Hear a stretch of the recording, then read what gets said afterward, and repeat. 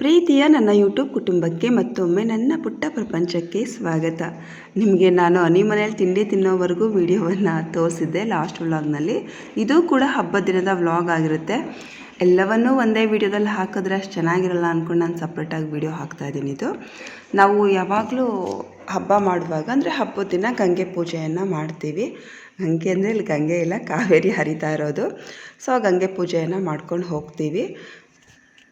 ಇಷ್ಟು ವರ್ಷ ಅಡುಗೆ ಎಲ್ಲ ಆದಮೇಲೆ ನಾವು ಅಡುಗೆ ಎಲ್ಲ ಎಡೆಗೆ ಎತ್ತಿಟ್ಟು ಆಮೇಲೆ ಹೋಗಿ ಪೂಜೆ ಮಾಡ್ಕೊಂಡು ಬರ್ತಿದ್ವಿ. ಆದರೆ ಈ ವರ್ಷ ಅಡುಗೆ ಮಾಡೋದಕ್ಕೂ ಮುಂಚೆನೇ ಬಂದು ಪೂಜೆ ಮಾಡ್ಕೊತಾ ಇದ್ದೀವಿ. ಯಾಕಂತ ಹೇಳಿದ್ರೆ ನಮ್ಮತ್ತೆ ಕಾಯಿ ಎಲ್ಲ ವೇಸ್ಟ್ ಆಗುತ್ತೆ, ಹೇಗಿದ್ದರೂ 2 ಕಾಯಿ ಕೆಚ್ತೀವಲ್ವ, ಅದೇ ಅಡುಗೆಗಾಗುತ್ತೆ, ಎಲ್ಲ ರೆಡಿ ಮಾಡಿಟ್ಟಿದ್ದೀನಿ, ಹೋಗಿ ಪೂಜೆ ಮಾಡ್ಕೊಂಡು ಬಂದುಬಿಡಿ ಅಂತ ಅಂದರು. ನಾನು ಮನೆಗೆ ತಿಂಡಿಗೆ ಹೋಗಿದ್ದೆ ಅಲ್ವಾ, ಬಂದಮೇಲೆ ನಮ್ಮಲ್ಲಿ ಹಬ್ಬ ಇಟ್ಕೊಂಡು ಹೋಗಿ ಅವ್ರ ಮೇಲೆ ತಿಂದ್ಕೊಂಡು ಬಂದಿದ್ಯಾ ಅಂತ ಹಾಗೂ ಅಂದರು. ನಾನಿಲ್ಲ ಅಮ್ಮ, ಪ್ರತಿ ವರ್ಷ ನಾನು ಅವ್ರ ಮನೆಯಲ್ಲೇ ತಿನ್ನೋದು ಅಂತ ಹೇಳಿದೆ. ನಾನು ಸೀರೆ ಹಾಕ್ಕೊಂಡು ಹೋಗೋಣ ಪೂಜೆ ಮಾಡೋಕ್ಕೆ ಅಂತ ಅಂದ್ಕೊಂಡೆ. ನಾನು ನನ್ನ ಜೊತೆ ಹೇಳ್ಬಿಟ್ಟು ಬಂದೆ, ಅಡುಗೆ ಎಲ್ಲ ಆದಮೇಲೆ ಹೇಗಿದ್ರೂ ಟೈಮ್ ಇರುತ್ತೆ, ಹೋಗಿ ನಾವು ಸೀರೆ ಹಾಕ್ಕೊಂಡು ರೇಖಾಕ್ಕಂಗೂ ಹೇಳ್ಬಿಡ್ತೀನಿ, ಹೋಗಿ ಸೀರೆ ಹಾಕ್ಕೊಂಡು ಪೂಜೆ ಮಾಡ್ಕೊಂಡು ಬರ್ತೀವಿ ಅಂತ ಹೇಳಿದೆ. ಆದರೆ ನಾನು ಅಂದ್ಕೊಂಡಂಗೆ ಆಗಲಿಲ್ಲ. ಅವ್ರು ನಾನು ಮನೆಯಿಂದ ಬಂದಿದ್ದೆ ತಡ, ನಡೆ ಪೂಜೆಗೆಲ್ಲ ರೆಡಿಯಾಗಿದೆ, ಹೋಗೋಣ ಅಂದರು. ರೇಖಾಕ್ಕಂಗಂತೂ ಅರ್ಜೆಂಟು, ಅವರು ಬೇಗ ಅಡುಗೆ ಮಾಡೋಣ, ಲೇಟ್ ಆಗಿಬಿಡುತ್ತೆ, ನಡಿ ಅಂದರು. ಇನ್ನು ಅವ್ರು ಹೇಳ್ದಂಗೆ ಕೇಳಲೇಬೇಕಾಗತ್ತೆ ನಾನು. ಇಲ್ಲ ಅಂದಿದ್ರೆ ಇವತ್ತು ಸೀರೆ ಹಾಕ್ಕೋಬೇಕಂತ ತುಂಬ ಇಷ್ಟ ಇತ್ತು ನನಗೆ. ಇಷ್ಟು ವರ್ಷ ಜಾಸ್ತಿ ಜನ ಹೋಗ್ತಿದ್ವಿ, ಮಕ್ಕಳೆಲ್ಲ ತುಂಬ ಜನ ಆಗೋರು, ನಮ್ಮನೆ ಮಕ್ಕಳೇ. ಆದರೆ ಈ ವರ್ಷ ಎಲ್ಲ ಒಂದೊಂದಕ್ಕೂ ಒಬ್ಬೊಬ್ಬರು ಹೋಗ್ಬಿಟ್ಟಿದ್ದಾರೆ, ಅದಕ್ಕೆ ಯಾರೂ ಜಾಸ್ತಿ ಇಲ್ಲ.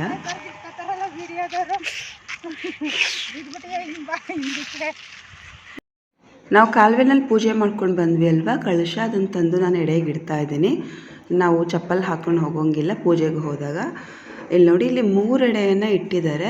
ಒಂದು ನಮ್ಮ ಅಜ್ಜಿ ತಾತಂಗೆ, ಅಂದರೆ ನಮ್ಮ ಮಾವ ಇದ್ದಾರಲ್ವ, ಅವ್ರ ಅಪ್ಪ ಅಮ್ಮಂಗೆ. ಇನ್ನೊಂದು ನಮ್ಮನೆ ಮಗಳಿಗೇನೆ ಇವ್ರ ಮನೆಯಲ್ಲಿ ಎಡೆ ಇಡ್ತಾರೆ. ಸಂಕ್ರಾಂತಿ ಹಬ್ಬದಲ್ಲಿ ಇಡ್ತಿದ್ರು ಪ್ರತಿ ವರ್ಷ. ಅವ್ರ ಮನೆಯವರ ಯಾರೋ ಯಾಕೆ ಸಂಕ್ರಾಂತಿಲಿ ಬೇರೆ ಇಡ್ತೆ, ಇದಕ್ಕೆ ಸೇರಿಸ್ಕೊ ಅಂತ ಹೇಳಿದ್ರಂತೆ. ಅದರಿಂದ ಈ ಹಬ್ಬಕ್ಕೆ ಸೇರಿಸ್ಕೊತಾ ಇದ್ದಾರೆ.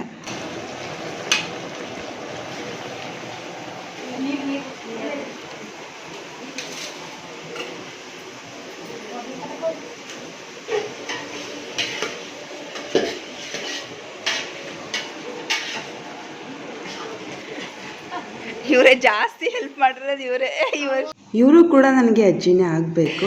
ಎಲ್ಲದಕ್ಕೂ, ತಿಂಡಿ ಮಾಡೋದಕ್ಕೆ, ವಡೆ ಮಾಡೋದಕ್ಕೆ, ಅಡುಗೆ ಮಾಡೋದಕ್ಕೆ ಎಲ್ಲ. ಈಗ ಜಾಸ್ತಿ ಹೆಲ್ಪ್ ಮಾಡಿರೋದು ನೀವೇ ತಾನೇ.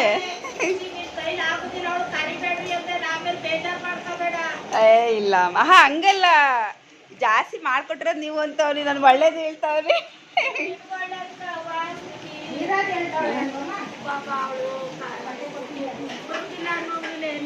ನಿಜ,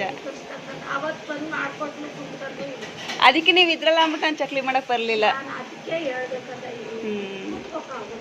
ಅದಕ್ಕೆ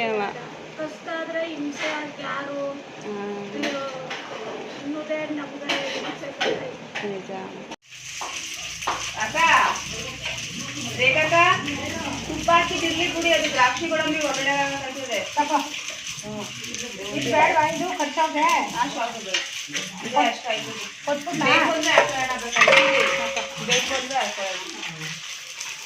ಅಜ್ಜಿ ಮುದ್ದೆ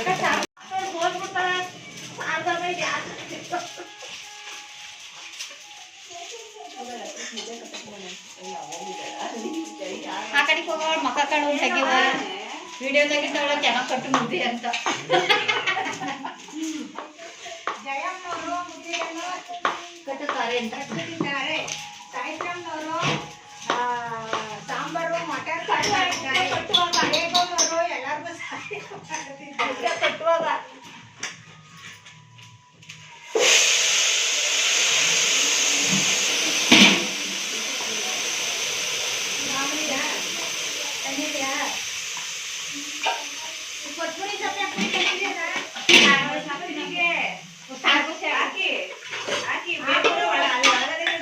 ನಾನು ತುಂಬ ವಿಡಿಯೋದಲ್ಲಿ ತೋರಿಸಿದ್ದೀನಿ. ನಮ್ಮ ಮನೆ ಹಿಂದೆನೇ ಅತ್ತೆ ಮಾವ ಇರೋದು. ಸೊ ಅಲ್ಲೇ ಅಡುಗೆ ಮಾತ್ರ ಮಾಡ್ಕೊಂಡ್ವಿ. ಊಟ ಎಲ್ಲ ಬಡ್ಸೋದು ನಮ್ಮ ಮನೇಲೆ, ಅಲ್ಲಿ ಚಿಕ್ಕದು ಮನೆ, ಸೊ ಅಲ್ಲಿ ಊಟ ಬಡ್ಸೋದಕ್ಕಾಗಲ್ಲ. ಅದಕ್ಕೆ ನಾನು ಬಂದು ಊಟಕ್ಕೆಲ್ಲ ರೆಡಿ ಮಾಡಿದ್ದೀನಿ. 5 ಗಂಟೆ ಅಷ್ಟರಲ್ಲಿ ಬಂದೆ. ನಾನು ಕೂಡ ಬಂದು ನಾನು ದೀಪ ಹಚ್ಚಲಿಲ್ಲ, ನಾನು ನಾನ್ ವೆಜ್ ಎಲ್ಲ ಮುಟ್ಬಿಟ್ಟಿದ್ದೆ ಅಲ್ವಾ, ಸೊ ದೀಪ ನಾನು ಹಚ್ಚಿಲ್ಲ, ಐಶುಗೆಲ್ಲ ಹಚ್ಚಿಸ್ದೆ. ಹಚ್ಬಿಡು ಮಗಳೇ, ನೀನು ಇವಾಗ ಸ್ನಾನ ಮಾಡಿದೆಯಲ್ಲ ಅಂತ. ಸೊ ಊಟಕ್ಕೆ ಬಂದವ್ರಿಗೆಲ್ಲ ಚಾಪೆ ಎಲ್ಲ ರೆಡಿ ಮಾಡಾಯಿತು. ಬಾಳೆ ಎಲೆ ಕೂಡ ರೆಡಿ ಆಯಿತು. ಅಲ್ಲಿ ಮಾಡಿದ ಅಡುಗೆ ಎಲ್ಲ ತಂದು ಇಲ್ಲಿ ಇಟ್ಕೊತೀವಿ.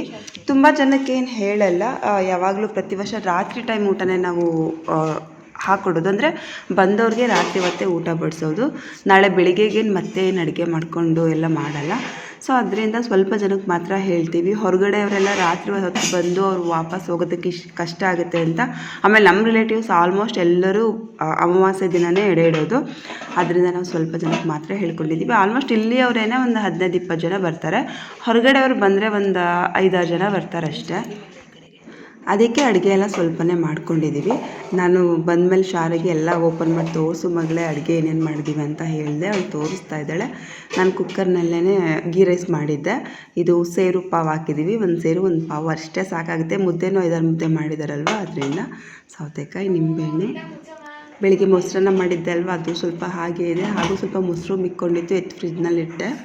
ಬಡಿಸೋದಕ್ಕೂ ಸಹ ನಾನು ಚಿಕ್ಕ ಚಿಕ್ಕ ಪಾತ್ರೆಯೇ ಇಟ್ಟಿದ್ದೀನಿ. ಯಾಕಂದರೆ ನಾನು ಮೊದಲೇ ಹೇಳ್ದಲ್ವ ಅಡುಗೆ ಮಾಡಿರೋದೇ ಸ್ವಲ್ಪ ಅಂತ. ಮಟನ್ ಕೂಡ 5 kg ಅಷ್ಟೇ ಮಾಡಿರೋದು. 5 kgನಲ್ಲೂ ಸಹ ಸ್ವಲ್ಪ ಬೋಟಿ ಗೊಜ್ಜಿಗೆ ಅಂತ ಎತ್ಕೊಂಡಿದ್ದೀವಿ. ಅಂದರೆ ಎಡೆಡೋದಕ್ಕೆ ಮಾತ್ರ ಬೋಟಿ ಗೊಜ್ಜು ಮಾಡಿರೋದು. ಊರಿನ ಮರಿ ಮಾಂಸ ಅಲ್ವಾ, ತುಂಬ ಚೆನ್ನಾಗಿತ್ತು. ಸಾಂಬಾರು ತುಂಬ ಚೆನ್ನಾಗಾಗಿತ್ತು. ಮಾಂಸ ಕೂಡ ತುಂಬ ಚೆನ್ನಾಗಿ ಬೆಂದಿತ್ತು. ಲಾಸ್ಟ್ ಟೈಮ್ ಅಪ್ಪೊಂದು ವರ್ಷತಿಥಿ ಮಾಡಿದ್ವಿ ಅಲ್ವಾ, ಆವಾಗ ನಾವು ಕುಕ್ಕರ್ನಲ್ಲಿ ಕೂಗಿಸ್ಕೊಂಡಿರಲಿಲ್ಲ, ಅದು ಸ್ವಲ್ಪ ಬೆಂದಿರಲಿಲ್ಲ. ಅದಕ್ಕೆ ನಾವು ಇವಾಗ ಕುಕ್ಕರ್ನಲ್ಲಿ ಕೂಗಿಸ್ಕೊಂಡ್ವಿ.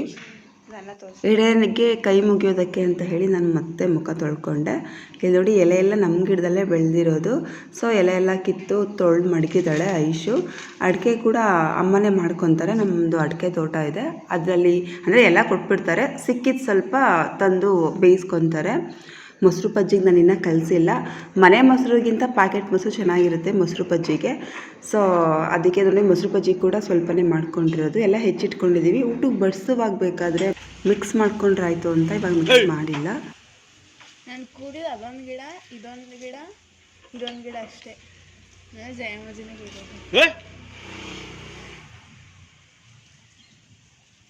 ಹೆಂಗೆ ಕಿತ್ತಾಡ್ತವೆ ನೋಡಿ.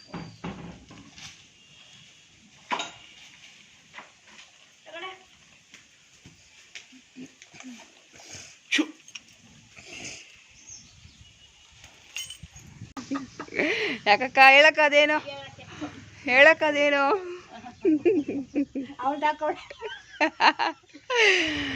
ನಾನು ವಾಚದ ಹಾಕೋನಿ ಅಂತಲ್ಲ. ಹಿಂಗೆ ನೀವು ವಾಚದ ಹಾಕೋದ.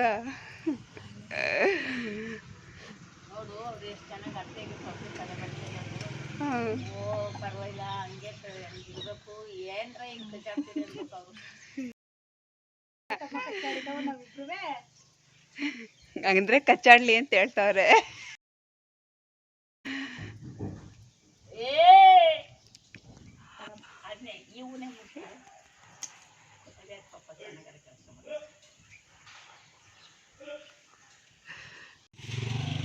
ಶಾರು, ಕೋತಿ ಓಡಿಸ್ತಾ ಇದ್ಯಾ?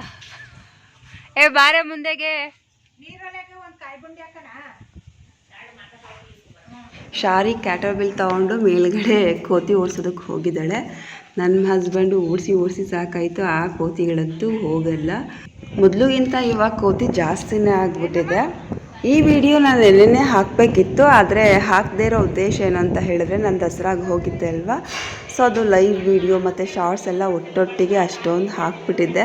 ನೀವು ದಿನಾ ವ್ಲಾಗ್ಸ್ ಹಾಕಿ ಅಂತ ಹೇಳ್ತಿರ್ತೀರಿ, ಅದೆಲ್ಲ ನೋಡಿ ನಿಮ್ಗೆ ಬೇಜಾರಾಗಿದೆಯೇನೋ, ಒಂದೇ ಸಲ ಇಷ್ಟೊಂದು ಹಾಕ್ಬಿಟ್ಟಿದ್ದಾರಲ್ಲ ಅಂತ.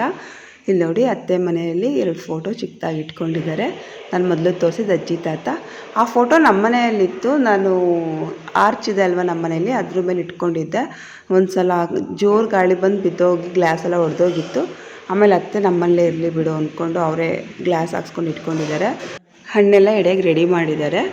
ನಮ್ಮ ಅತ್ತೆ ಮಾವ ಚಿಕ್ಕದಾಗಲ್ಲ ಒಂದು ಗ್ಯಾಸ್ ಸ್ಟವ್ ಇಟ್ಕೊಂಡಿದ್ದಾರೆ. ಅದು ಒಂದೇ ಒಲೆಯಲ್ಲಿ ಅವರು ಯೂಸ್ ಮಾಡೋದು, ಮತ್ತೊಂದು ಒಲೆ ಯೂಸ್ ಮಾಡೋದಿಲ್ಲ. ಕಾಫಿ, ಟೀ ಅಥವಾ ದೋಸೆ ಏನಕ್ಕಾದರೂ ಅಂತ ಇಟ್ಕೊಂಡಿದ್ದಾರೆ ಅಷ್ಟೇ. ಅವರು ಒಲೆಯಲ್ಲೇ ಅಡುಗೆ ಮಾಡ್ಕೊಳ್ಳೋದು. ಇವಾಗ ಅಮ್ಮ ಎಡೆ ಇಡೋದಕ್ಕೆ ಶುರು ಮಾಡಿದ್ದಾರೆ.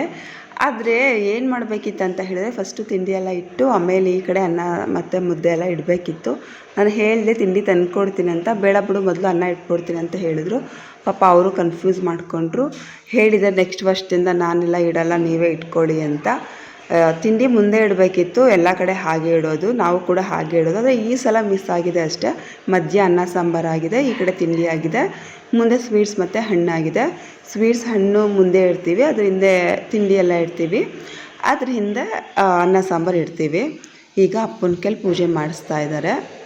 ಅಂದರೆ ನಮ್ಮ ಅಪ್ಪ ಅಂದರೆ ನಮ್ಮ ಮಾವನ ಅಪ್ಪ ಅಂತ ಕರಿತೀವಿ ನಾವು.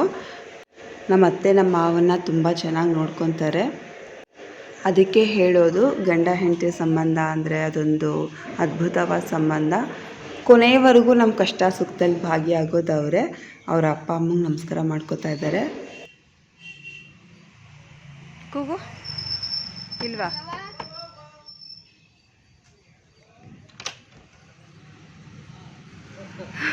ಬನ್ರಿ ಬನ್ರಿ ಊಟ ಮಾಡ್ಕೋರಿ. ಓ ಎಡೆ ಇಕ್ಬಿಟ್ಟೆ ಕೈ ಬಿಟ್ಬಿಟ್ಟು ಬಂದ. ಏ ಬೇಡ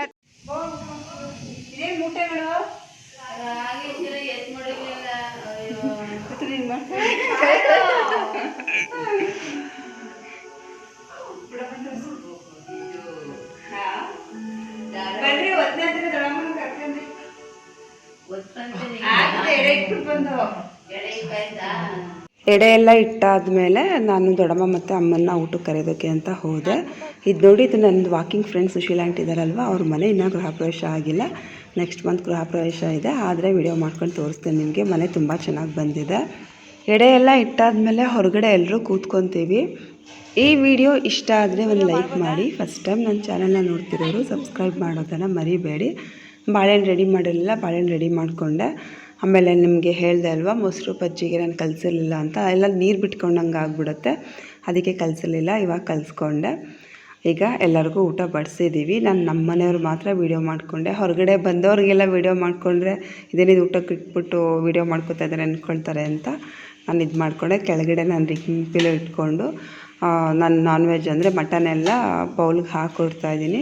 ನನಗೆ ಅದೇ ಬಕ್ಕೊಂಡು ಅಂದ್ಕೊಂಡೆಲ್ಲ ಮಾಡೋದಕ್ಕಾಗಿಲ್ಲ ಅಂತ ಮಕ್ಕಳು ಮತ್ತು ರೇಖಕ್ಕೆಲ್ಲ ಸೇರಿಕೊಂಡು ಊಟ ಬಡಿಸ್ತಾ ಇದ್ದಾರೆ. ಸ್ವೀಟ್ ಕೂಡ ತುಂಬ ಚೆನ್ನಾಗಾಗಿತ್ತು. ನಾನು ಅವಾಗ ಸ್ವಲ್ಪ ತೆಳುವಾಗೇ ಮಾಡಿದ್ದೆ, ಬಡಿಸುವಷ್ಟರಲ್ಲಿ ಗಟ್ಟಿಯಾಗಿದೆ. ನಾನು ಕಲರ್ ಏನೂ ಹಾಕೋದಕ್ಕೆ ಹೋಗಲಿಲ್ಲ. ಎಲ್ಲ ಅಡುಗೆ ಕೂಡ ತುಂಬ ಚೆನ್ನಾಗಾಗಿತ್ತು.